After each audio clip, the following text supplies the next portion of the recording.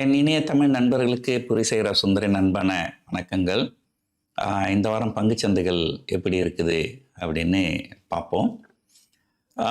இதுக்கு முன்னாடி இதுவரைக்கும் என்ன நடந்தது அப்படின்றத பார்த்துருவோம். இந்த பிப்ரவரி மாதம் உண்மையிலேயே ஒரு மிக மிக மோசமான மாதம் அப்படின்னு தான் சொல்லணும்.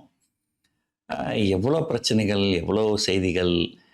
முதல்ல வந்து பிப்ரவரி 1 பட்ஜெட்டில் கண்டிப்பாக வந்து ஃபைனான்ஸ் மினிஸ்டர் வந்து ஏதாவது நல்லது செய்வாங்க.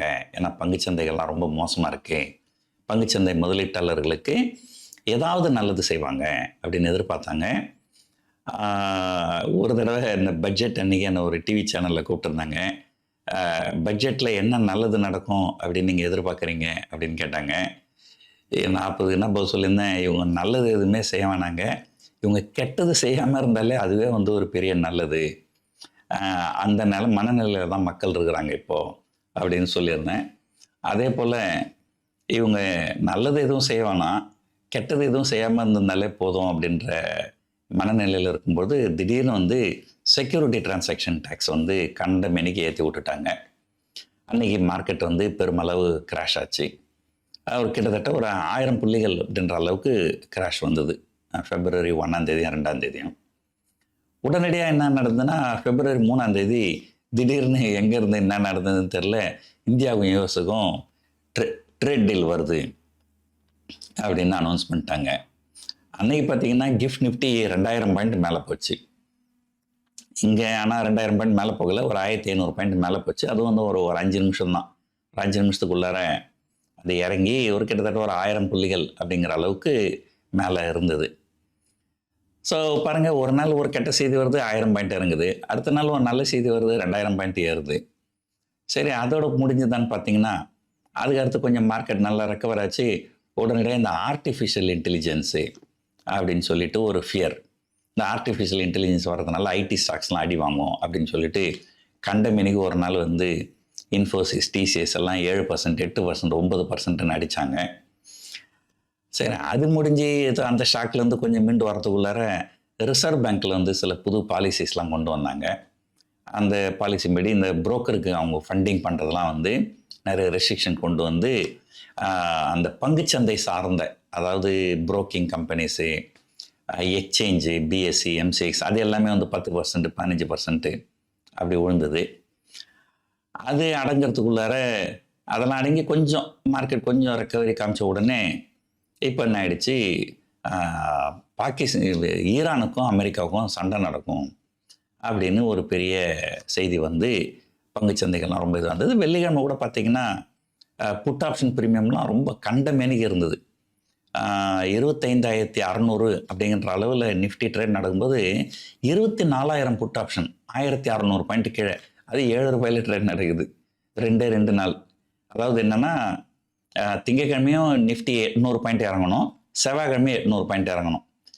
1,600 பாயிண்ட் இறங்கும். 1,600 பாயிண்ட் இறங்கினாலுமே அந்த புட் ஆப்ஷன் வந்து 0க்கு தான் போகும்.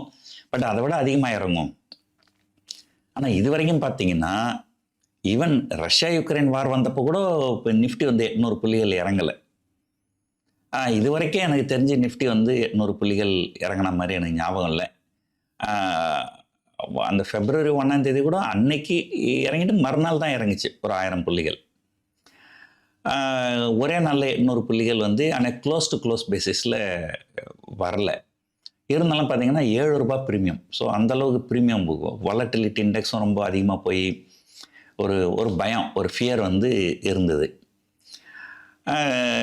இது அவுட் ஆஃப் சிலபஸ் கொஷன் அப்படின்ற மாதிரி எல்லாரும் வந்து யூஎஸுக்கும் ஈரானுக்கும் வார் வரும், பங்குச்சந்தை இறங்கிடும் அப்படின்னு நினச்சின்னு இருந்தப்போ வெள்ளிக்கிழமை நைட்டு யூஎஸில் சுப்ரீம் கோர்ட் வந்து இந்த ட்ரம்ப்போட டேரிஃப் செல்லுபடி ஆகாது அப்படின்னு சொல்லிட்டாங்க. பார்த்தீங்கன்னா கிஃப்ட் நிஃப்டி ஒரு 300 பாயிண்ட் ப்ளஸ் காமிக்கிறாங்க. எல்லாரும் இறங்குன்னு நினச்சா ஏறுது, எல்லாரும் ஏறுன்னு நினச்சா இறங்குது. வெள்ளிக்கிழமை கூட காலையில் நான் கொஞ்சம் பேரிஷாக தான் கொடுத்துருந்தேன். வியாழக்கிழமை எதனால் பங்குச்சந்தை இறங்குச்சு, அதுவும் 500 புள்ளிகள் இறங்குச்சு. இன்ட்ராடே ஹையில் இருந்து லோ 24,400 உடைச்சிது. அந்த லாஸ்ட் செகண்ட் வரைக்கும் செல்லிங் நடந்தது. அந்த லாஸ்ட் செகண்டு கூட பார்த்திங்கன்னா நிஃப்டி வந்து லோவஸ்ட் பாயிண்ட்டில் தான் வந்து க்ளோஸ் ஆச்சு. அவ்வளவு பெரிய பிரச்சனை எதுக்கு வந்தது, ஏன் வந்ததுன்னே தெரில. அதனால் பயந்து போய் வெள்ளிக்கிழமை நான் சொல்லியிருந்தேன், கொஞ்சம் மேலே போச்சுன்னா லாங் எல்லாம் கட் பண்ணிடலாம். கொஞ்சம் நம்ம லாங் வச்சுருந்தா நம்ம கொஞ்சம் ஹெட்ஜ்லாம் பண்ணலாம் அப்படின்னு சொல்லிட்டு. ஒரு ஃபாலோவர் என்ன பண்ணியிருக்கிறாரு, அதுக்கு முன்னாடி வந்து ஆப்ஷன் பை பண்ணி வச்சிருக்கிறாரு. கால் ஆப்ஷன் நிறைய பை பண்ணி வச்சுக்கிறாரு. இது நான் சொன்னதை கேட்டுட்டு என்ன பண்ணிக்கிறாரு, கால் ஆப்ஷனில் அந்த க்ளோஸ் பண்ணிவிட்டு புட் ஆப்ஷனை பை பண்ணிக்கிறாரு. ஆனால் பார்த்தீங்கன்னா வெள்ளிக்கிழமை வந்து நான் 100-150 பாயிண்ட் ஏறும்னு நினச்சேங்க. இல்லை 200 பாயிண்ட் 250 பாயிண்ட் ஏற்றி விட்டாங்க. அப்புறம் எனக்கு ஒரு மெசேஜ் கொடுத்துருந்தாரு, சார் நீங்கள் சொன்னதை நம்பி நான் செஞ்சுட்டேன் சார். ஸோ நான் என்ன நம்ம ஒருத்தர் சொல்கிறோம் அப்படின்னாக்கா அது அந்த சூழ்நிலையில் இருக்கிறத வச்சு சொல்கிறோம். அதுக்கப்புறம் சூழ்நிலைகள் வந்து மாறும். வெள்ளிக்கிழமை யாராவது பேசும்போது எல்லாருக்கும் தெரிஞ்சது என்ன, இந்த யூஎஸ் ஈரான் வார், அதுதான் எல்லாருக்கும் தெரிஞ்சுது. அதுதான் எல்லா பத்திரிகையிலும் வந்தது. சுப்ரீம் கோர்ட் பற்றி ரூல் பற்றி எதனா வந்துதா? அல்லது அப்படியே சுப்ரீம் கோர்ட் ரூல் வந்தாலுமே அது எப்படி வரும் வெர்டிக்ட்னு யாருக்காவது தெரியுமா? ஸோ மார்க்கெட் இது வந்து ஒரு ரேண்டம் மார்க்கெட். இது ரொம்ப ஸ்லேவ். ஒரு நியூஸ் லைன், ஒரு நல்ல நியூஸ் வரும், கெட்ட நியூஸ் வரும், இறங்கும். இதுதான் வந்து இந்த பங்குச்சந்தையில் இருக்கிறதுல ஒரு மிகப்பெரிய பிரச்சனை. அவர் ஒரு கால் ஆப்ஷன் பை பண்ணியிருந்தாருன்னா எதுக்காக கால் ஆப்ஷன் பை பண்ணியிருந்தாரு, அது எதுக்காக அதை க்ளோஸ் பண்ணார், என்னோட இதுக்கும் அதுக்கும் அவருக்கும் என்ன சம்மந்தம் இருக்குது? நான் என்ன சொல்லியிருந்தேன், புட் ஆப்ஷன் வந்து பை பண்ண சொன்னது எதுனா ஹெட்ஜிங் கேஸ். உங்களுக்கு போர்ட்ஃபோலியோ இருக்குதுன்னா அந்த போர்ட்ஃபோலியோ நாளைக்கு கிராஷ் ஆகிடாமல் போகிறதுக்கு. இப்போ நாளைக்கு இப்போ ஒரு பங்குச்சந்தைகள் ஒரு புட் ஆப்ஷன் நம்ம பை பண்ணோம், ஒரு 50 ரூபா கொடுத்து பை பண்ணோம். நாளைக்கு மார்க்கெட் ஏறி போச்சுன்னா பரவாயில்ல, அது 50 ரூபா தானே வீணாக போச்சு. ஆனால் நம்ம போர்ட்ஃபோலியோ ரொம்ப சேஃபாக இருக்கு. ஒருவேளை வார் வந்து பெரிய லெவலில் கிராஷ் ஆச்சுன்னா, February 24, 2022 உங்களுக்கு ஞாபகம் இருக்கும், ரஷ்யாவுக்கும் யுக்ரைனுக்கும் வார ஆரம்பித்தப்போ பெரிய லெவலில் கிராஷ் ஆச்சு. ஸோ இதெல்லாம் வந்து நம்ம வந்து ஒரு இன்சூரன்ஸ், அதாவது இப்போ நம்ம ஒரு கார் வாங்குகிறோம், கார் வாங்குறதுக்கு வந்து ஒரு இன்சூரன்ஸ் பே பண்ணுறோம். ஒரு 10,000 ரூபாய் இன்சூரன்ஸ் பே பண்ணுறோம். 10,000 ரூபாய் வீணாக போகுதுன்றதை பற்றி நம்ம கவலைப்படுறதில்ல. ஏன்னா ஒருவேளை நம்ம கார் ஏதாவது ஆக்சிடென்ட் ஆகி 5 லட்சம் 6 லட்சம் செலவு வைக்கிச்சுன்னு வச்சுங்களேன், அப்போது அந்த இன்சூரன்ஸ் தானே நம்மளை காப்பாற்றும்.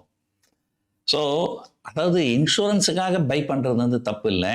யாரோ ஒருத்தர் சொன்னாங்க நாளைக்கு ஈரான் வார் இருக்குது வந்துடும் அப்படின்னா, இந்த ஆப்ஷன் பியூராக பை பண்ணுறவங்களுக்கு நான் ஒன்று சொல்கிறேன் பாருங்கள், 99% ஆஃப் த டைம் அது என்ன நடக்கும்னா, நானும் நிறைய ஆப்ஷன்லாம் பை பண்ணிக்கிறேன், என்னுடைய அனுபவமே அதுதான். Operation success patient dead, February 1 பட்ஜெட்டில் ஏதாவது நல்லது நடக்குன்னு நினச்சா நிறைய காலை பை பண்ணியிருந்தேன் நானும்.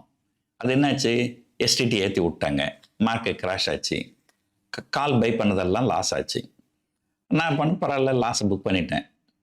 ஆனால் நான் அந்த லாஸை புக் பண்ணாமல் அப்படியே வச்சுருந்துருந்தா 3ஆம் தேதி ட்ரம்ப் டீல் வந்து மார்க்கெட் ஏறி அது நல்ல ப்ராஃபிட் கொடுத்துருக்கோம். ஏன் கெட்ட நேரம் அந்த கால் பை பண்ணதெல்லாம் க்ளோஸ் பண்ணிட்டு காலை செல் வேறு பண்ணி வச்சுருந்தேன். மார்க்கெட்டு திரும்ப ஏறும்போது அதில் எனக்கு லாஸ் தான் ஆச்சு. ஸோ எதுக்காக இதை சொல்ல வரேன்னாக்கா, மார்க்கெட்டில் வந்து இது it's all about uncertainty. So யாராலையும் வந்து இதுதான் நடக்கும் அதுதான் நடக்கும் அப்படின்னு சொல்ல முடியாது. சரிங்க, அப்போ நீங்கள் எதுங்க யூடியூப் நடத்துகிறீங்க அப்படின்னு ஒரு கேள்வி வரும். இது என்னன்னா வந்து நீங்கள் வந்து ஒரு செய்தி தெரிஞ்சுக்கணும் அப்படின்னா அந்த செய்தி வந்து அமெரிக்க பத்திரிகையில் போய் பார்க்கணும், லண்டன் பத்திரிகையில் போய் பார்க்கணும், ஜப்பானீஸ் பத்திரிகையில் போய் பார்க்கணும். நாங்கள் வந்து அதையெல்லாம் படித்து என் உலகத்தில் என்னென்ன நடக்குது அப்படிங்கிறத நாங்கள் வந்து இந்த இடத்துல உங்களுக்கு ஒரே இடத்துல நாங்கள் சொல்கிறோம். ஸோ அவ்வளவுதான். அதுதான் வந்து இங்கே நாங்கள் செய்ய முடியுமா தவிர, அதுக்கு மீறி நம்மளை மீறி வந்து நிறைய சக்திகள் இங்கே இருக்குது. நான் சொல்கிறது இந்த அரசியலில் தீய சக்தி தூய சக்தியில் அந்த சக்தி இல்லை. நான் சொல்கிறது ஏதோ ஒன்று நடக்குது. அதனால் வந்து அதை நாங்கள் சொல்கிறத பேஸ் பண்ணி நீங்கள் வந்து பொசிஷன் வந்து எடுக்கக்கூடாது. நாங்கள் சொல்கிறதுலாம் வந்து ஒரு காஷன், இந்த இடத்துல காஷியஸாக இருங்க, அந்த இடத்துல காஷியஸாக இருங்க அப்படிங்கிறது தான். ஸோ இப்போ அந்த நண்பர் வந்து எனக்கு லாஸ் ஆகிடுச்சின்னு வருத்தப்படுறாரு. இப்போ நாங்கள் மட்டும் லாபத்தில் உட்காந்துக்கிறோம், எங்களுக்கு தானே லாஸ் ஆகும். நானும் வந்து நிறைய கால்லாம் செல் பண்ணி வச்சுருக்கிறேன். மார்க்கெட்டு ஒரு 100 பாயிண்ட் 200 பாயிண்ட் ஏறுச்சுன்னா ஒன்றும் பிரச்சனை இல்லை, சமாளிச்சிருவோம். இப்போ 400-500 பாயிண்ட்லாம் ஏறுச்சுன்னா கண்டிப்பாக எங்களுக்கு வந்து பிரச்சனை நிறைய இருக்கும். ஸோ என்ன பண்ணுறது, பங்குச்சந்தை அப்படின்னு சொன்னாலே இது வந்து ஒரு அன்சர்டனிட்டி இருக்க தான் செய்யுது. ஆனால் ஒட்டுமொத்தத்தில் பார்த்தீங்கன்னா இன்னொரு சின்ன அறிவுரை சொல்லிடுறேன். பங்குச்சந்தையை பொறுத்த வரைக்கும் ஏறணும் பங்குகள் வாங்குறது, இறங்கணும் பங்குகளை விற்கிறது, ஏறணும் கால் பை பண்ண அதெல்லாம் விட்டுருங்க. நீங்கள் வந்து பங்குச்சந்தையில் ஒரு ஏதோ ஒன்று செய்கிறீங்க, பை பண்ணுறீங்களோ ஏதோ ஒன்று செய்கிறீங்க. அடுத்த செகண்டே உங்களுக்கு என்ன வரணும் உங்கள் மனசுலனா, ஒருவேளை என்னுடைய வியூ தப்பாக போச்சுன்னா என்ன பண்ணுறது? இப்போ பங்குச்சந்தைகள் ஏறும், நம்ம கால் ஆப்ஷன் பை பண்ணால் ப்ராஃபிட் வரும் அப்படின்னு சொல்லிட்டு நீங்கள் காலை பை பண்ணுறீங்க, ரைட்டு. ஓகே, யாரோ சொன்னாங்க பங்குச்சந்தைகள் ஏறும்னு சொன்னாங்க, காலை பை பண்ணுறீங்க. ஒருவேளை யாரோ சொன்னது தப்பாயிடுச்சுனால், இப்போ நான் சொல்கிறேன் இல்லைங்களா, கார் வாங்குங்க, சந்தோஷமாக போங்க, ஆக்சிடெண்ட்டே நடக்காது அப்படின்னு சொல்கிறேன். அதுக்காக நீங்கள் கார் இன்சூரன்ஸ் எடுக்காமல் விட்டுருவீங்களா? அப்படி பண்ண முடியாது. ஏன்னா ஓகே, நான் சொல்கிறோம், காரு ரோடெல்லாம் நல்லா இருக்குங்க, காரெல்லாம் ஜாலியாக போகலாம், ஆக்சிடெண்ட்லாம் நடக்காதுன்னு ஒருத்தர் சொன்னாலுமே, ஒருவேளை அந்த வியூ தப்பாக போச்சுனால் நமக்கு எவ்வளோ லாஸ் ஆகும்? அந்த லாஸை நம்மளால் தாக்கு பிடிக்க முடியுமா? அதுக்கு நம்ம என்ன செய்யணும்? அதுதான் வந்து இன்சூரன்ஸ். ஸோ அதே போல் தான் நீங்கள் வந்து பொதுவாக வந்து ஒரு பை பண்ணுறீங்கன்னா, ஓகே, அதில் என்ன ரிஸ்க் இருக்குது? ஸோ நீங்கள் ஒரு 100 ரூபாய்க்கு பை பண்ணுறீங்க, ஒருவேளை இங்கே உங்கள் வியூ தப்பாக போச்சுன்னா அது 100 ரூபாயும் ஜீரோவுக்கு போயிடும். ஸோ அதுக்கு நீங்கள் தயாராக இருக்கிறீங்களா? அப்படி இல்லைன்னா அதுக்கு என்னென்ன பண்ணணும்? ஸோ மேபி ஒரு உதாரணத்துக்கு சொல்கிறேன், கால் 100 ரூபாய்க்கு பை பண்ணுறீங்கன்னா, ஃபர்தர் அவுட் ஆஃப் த மணி இன்னொரு கால் ஒரு 5000, ஒரு உதாரணத்துக்கு சொல்கிறேன், 25,600 கால் பை பண்ணுறீங்க, அது 100 ரூபாய் இருக்குதுன்னா 25,700 கால் வந்து ஒரு 70 ரூபாய் இருக்கும். இது 100 ரூபாய்க்கு பை பண்ணிங்கன்னா அது 70 ரூபாய்க்கு விற்றுருங்க. அப்போ என்ன ஆகும்? வந்தால் 100 ரூபாய் ப்ராஃபிட்டு, மேக்ஸிமம் ப்ராஃபிட் 70 ரூபாய் தான் வரும். வந்தால் மேக்ஸிமம் ப்ராஃபிட் 70 ரூபாய், போனால் மேக்ஸிமம் லாஸ் 30 ரூபாய். ஸோ அந்த மாதிரி. ஸோ உங்களுடைய ரிஸ்க் என்ன, உங்களுடைய ரிவார்டு என்ன, நீங்கள் என்ன பண்ணணும்? உங்கள் வியூ தப்பாக போச்சுன்னா, ஸோ என்னுடைய ஒரே இது அதுதான், நம்ம எந்த வியூ எடுத்தாலுமே, எந்த பொசிஷன் எடுத்தாலுமே, இந்த வியூ தப்பாக போச்சுனால் நமக்கு என்ன ஆகும், எவ்வளோ லாஸ் ஆகும், அந்த லாஸை நம்மளால் தாக்கு பிடிக்க முடியுமா?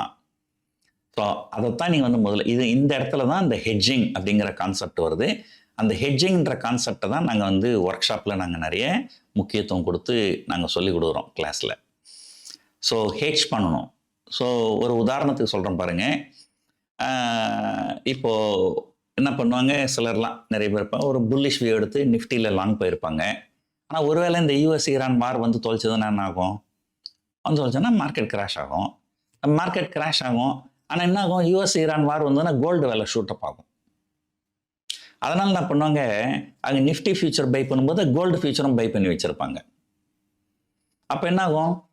ஏதோ யூஎஸ் ஈரான் வார் வந்துதான், ஸ்டாக் மார்க்கெட் கிராஷ் ஆச்சா, கோல்டு விலை ஏறிடும். ஸோ இதில் லாஸ் வரும், அதில் ப்ராஃபிட் வரும். ஓவராலில் ஒன்றும் பெருசாக டேமேஜ் இருக்காது. ஒருவேளை யூஎஸ் ஈரான் வார் வரலையா, பங்குச்சந்தைகள் மேலே போகும், பட் கோல்டு கொஞ்சம் கீழே வரும், இருந்தாலும் ஓவராலாக. ஸோ இதுதான் வந்து ஹெட்ஜிங். ஸோ இந்த ஹெட்ஜிங் கான்செப்ட் தான் நாங்கள் வந்து ஒர்க் ஷாப்பில் நிறைய நாங்கள் முக்கியத்துவம் கொடுத்து சொல்லித்தரோம். ஸோ மற்றபடி இங்கே பங்குச்சந்தை பொறுத்த வரைக்கும் அடுத்த வாரத்துக்கு உண்டான எதிர்பார்ப்பு அப்படின்னு பார்த்தீங்கன்னா 25,500 26,000 வரைக்கும் தான். இந்த ட்ரம்ப்பு டேரிஃப் வந்து தப்பு அப்படின்னு யூஎஸில் சொல்லிட்டாங்க, சுப்ரீம் கோர்ட்டில் சொல்லிட்டாங்க. இருந்தாலும் அவர் என்ன பண்ணியிருக்கிறாரு, வேற ஒரு சட்ட நுணுக்கங்களை பயன்படுத்தி 10% டேக்ஸ்ன்னு சொன்னார். பார்த்தீங்கன்னா கிஃப்ட் நிஃப்டி கிட்டத்தட்ட 300 பாயிண்ட் ப்ளஸ் வெள்ளிக்கிழமை. ஆனால் இவர் சனிக்கிழமை என்ன பண்ணார், அந்த ட்ரம்ப் வந்து அந்த 10% 15% அப்படின்னு மாற்றி அனௌன்ஸ் பண்ணிட்டாரு. பட் உடனே அடுத்த கேள்வி கேட்பாங்க, சார் என்ன சார் வெள்ளிக்கிழமை 10ன்னாரு, சனிக்கிழமை 15ன்னாரு, அப்போ ஞாயிற்றுக்கிழமை 20ன்னு சொல்லிடுவாரா? சொல்ல மாட்டார். ஏன்னு சொன்னால் இவர் இப்போது பயன்படுத்துகின்ற சட்டத்தின்படி அதிகபட்சம் 15% தான் வரி விதிக்க முடியும். அதுவும் இல்லாமல் இந்த 15% வரையும் 150 நாட்களுக்கு தான் இருக்கும். 150 நாட்களுக்கு மேலே அவங்களுடைய இதை எக்ஸ்டெண்ட் பண்ணணும் அப்படின்னா அவங்க கங்க்ரெஷனல் சப்போர்ட் வேணும், அவங்களுக்கு மற்ற எம்பிக்களுடைய சப்போர்ட் அவங்களுக்கு வேணும். அது ஓட்டெடுப்புலாம் நடத்தி அவங்களுக்கு மெஜாரிட்டி அப்ரூவல் வந்தால் தான் அதை வந்து அவங்க பண்ண முடியும். அதனால் குறைஞ்சபட்சம் அடுத்த ஒரு 5 மாதங்களுக்கு இந்த 15% வரி தான் இருக்கும். இதில் இந்தியாவுக்கு நல்லதுன்னு கேட்டிங்கன்னா 2 நல்ல விஷயங்கள் இருக்குது. ஒன்று, ஏற்கனவே நம்ம 50% பே பண்ணியிருந்தோம், அது அந்த ட்ரேட் டீல் வந்ததுக்கப்புறம் 50ன்றது 18 ஆச்சு. இப்போ அந்த 18 இன்னும் 15 ஆயிருக்கு. இது ஆக்சுவலாக ஒரு பெரிய நல்ல விஷயம் அப்படின்னு சொல்ல முடியாது. 18க்கும் 15க்கும் ஒன்றும் பெரிய வித்தியாசம் கிடையாது. ஆனால் எது நல்ல விஷயம்னா, உலகத்தில் இருக்கிற எல்லா நாட்டுக்கும் யூனிஃபார்மாக 15%. இப்போ முன்ன என்ன நடந்ததுன்னா, ஒரு நாட்டுக்கு 10%, நமக்கு 50%. அப்போது என்னாகும், அந்த 10% டேக்ஸ் இருக்கிற நாட்டுக்கு அட்வான்டேஜ் நிறைய இருக்கும். அவங்க ஒரு ₹100 பொருளை தயாரிக்கிறாங்க, ₹10 டேக்ஸ் பே பண்ணுறாங்க, ₹110 விற்பாங்க. அதே பொருளை நம்ம ₹100 தயாரிச்சோம்னா ₹50 டேக்ஸை கட்டிட்டோம்னாக்கா நம்ம ₹150 தான் விற்க முடியும். அப்போ நம்ம ₹150 விற்கும்போது அந்த நாடு ₹110 விற்கும்போது நம்ம பொருளை வாங்குவோம் அமெரிக்காவில். ஆனால் இப்போ அப்படி கிடையாது. எல்லாருக்கும் யூனிஃபார்ம் டேக்ஸ் 15%. அப்போது நம்ம ஒரு ₹100 தயாரிக்கிறோம், 15% டேக்ஸ் பே பண்ணோம்னா ₹115 விற்போம். மற்ற நாடுகளும் அந்த ₹115 தான் விற்பாங்க. ஏன்னா அவங்களும் 15% தான் டேக்ஸு. அப்போது எல்லா பொருட்களும் ₹115 தான் விற்குதுன்னா, அப்போ அமெரிக்கன் கன்சூமர்ஸ் இல்லை நான் எதுக்கு இந்தியாவோட பொருளை வாங்கணும், நான் அந்த நாட்டை அந்த மாதிரிலாம் சொல்ல மாட்டாங்க. ஏன்னா இந்திய பொருட்களை வாங்கின்னு வந்தவங்க இந்திய பொருட்களை வாங்குவாங்க, சீன பொருட்களை வாங்கினவங்க சீன பொருட்களை வாங்குவாங்க. அந்த வர்த்தகம் தடைப்படாது. ஸோ எனவே ஒரு யூனிஃபார்ம் டேக்ஸ் எல்லாருக்கும் இருந்ததுன்னா அதை பே பண்ண போகிறது அமெரிக்கன் நுகர்வோர்கள் தான், மற்ற நாடுகள் கிடையாது. ஸோ இந்த யூனிஃபார்ம் டேக்ஸேஷன் நமக்கு இந்தியாவுக்கு ஒரு அட்வான்டேஜை கொடுத்துருக்குது. ஸோ இது ஒரு நல்ல விஷயம். 18லேருந்து 15% குறைஞ்சிருக்கிறதும் ஒரு நல்ல விஷயந்தான். அதனால் பங்குச்சந்தைகள் பாசிட்டிவாக தான் ரியாக்ட் ஆகும். பார்க்கணும், இன்றைக்கி நைட்டு யூஎஸ் ஈரானில் எதுவும் பிரச்சனை இல்லாமல், சண்டை எதுவும் இல்லாமல் இருந்தால் நாளைக்கு எனக்கு தெரிஞ்சு ஒரு 150-200 புள்ளிகளாவது கண்டிப்பாக நிஃப்டி மேலே போகும் அப்படின்னு நினைக்கிறேன். பட் இருந்தாலுமே 15,500 டு 25,500 டு 26,000 அப்படிங்கிற லெவலில் தான் அடுத்த 2 நாட்களுக்கு ட்ரேட் நடக்கும்னு நினைக்கிறேன். ஸோ ஜனவரி மாதம் ஒரு மோசமான மாதம். பயமாக இருக்கா, இனி பயங்கரமாக இருக்கும் அப்படிங்கிற மாதிரி. ஜனவரி மாதம் பயமாக இருந்தது, பிப்ரவரி மாதம் பயங்கரமாக இருந்தது, மார்ச் மாதம் என்ன நடக்க போகுது அப்படின்றது ஒன்றும் தெரியல. பார்ப்போம் மார்ச் மாதம் என்ன நடக்க போகுதுன்ட்டு. இந்த வீடியோ உங்களுக்கு பிடிச்சிருக்கும்னு நினைக்கிறேன். இவ்வளோ நேரம் பார்த்ததுக்கு நன்றி, வணக்கம்.